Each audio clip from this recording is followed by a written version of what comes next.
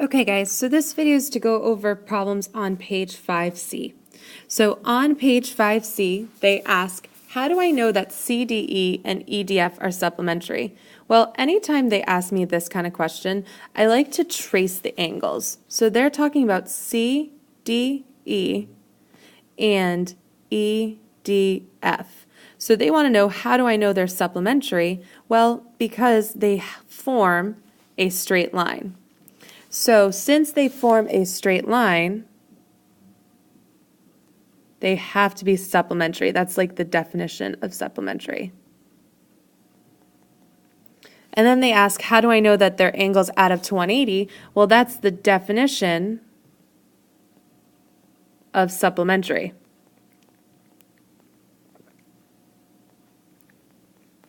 So since they're supplementary, they have to add up to 180. So then on page 5B, they come up with this equation. The way they come up with that equation is because the two angles add up to 180 degrees. So what they did is they took angle CDE and then they added it to angle EDF and then set it equal to 180, kind of like our do now. So once we know x equals 62, that's the answer we got over here, what we can do to find each of the angles is plug in 62 for x. So to find angle CDE, I'm going to plug in 62 for x. So I'm going to do 2 times 62 plus 1. So this is angle CDE. And that gives me 125 degrees. And then I'm going to do the same thing for EDF. So angle EDF is going to be equal to x, which is 62, minus 7, which gives me 65 degrees, which is good because if I add those two angles up, if I do 125 plus 65, I do get 180 degrees. So that does kind of confirm that they are in fact supplementary. So the measure, the last thing they ask, is what is the measure of angle ADC? So to find ADC, again I'm going to trace it, ADC, well, ADC makes a V with EDF. So that tells me that they are vertical angles. So since they're vertical angles, this angle is 65 degrees, this angle must also be 65 degrees. So my reasoning is that angle ADC and angle EDF are vertical angles. And we know vertical angles are equal. So what facts can we use to find unknown angle measures? Well, we used supplementary angles for the first problem.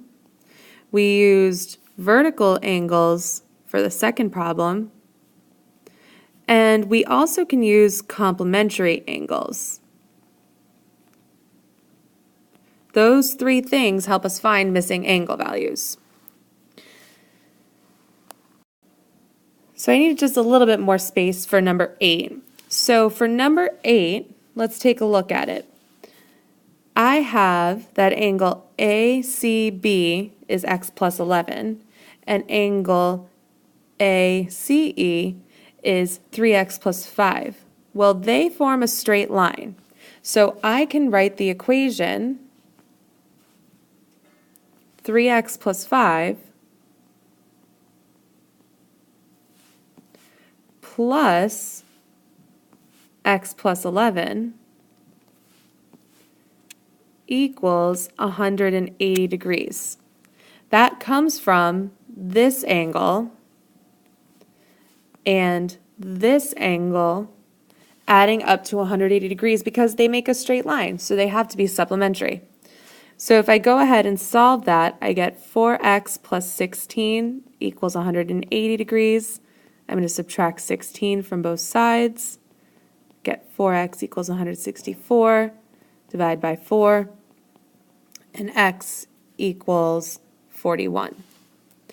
So let's then figure out what each of these angles are. So angle ACE is 3 times x. Hold on, let me erase that. Angle ACE is 3 times x, which we just found is 41, plus 5. 3 times x plus 45. So angle ACE, when I do 3 times 41 plus 5, I get 128 degrees. That's angle ACE. And then angle ACB is x plus 11. So x is 41 plus 11 gives me 52 degrees. So let's use that to answer the last part of this. So the last part of this says find angle DCB. So angle D, let me get my highlighter. Angle DCB is right here. That makes a vertical angle with angle ACE. So since angle ACE is 128, angle DCB should also be 128 degrees because they're vertical angles. And then if we look at angle ECD, that's this angle right here, that's a vertical angle to angle ACB. See how they make two V's touching each other? So since angle ACB is 52 degrees, I know that ECD must also be 52 degrees.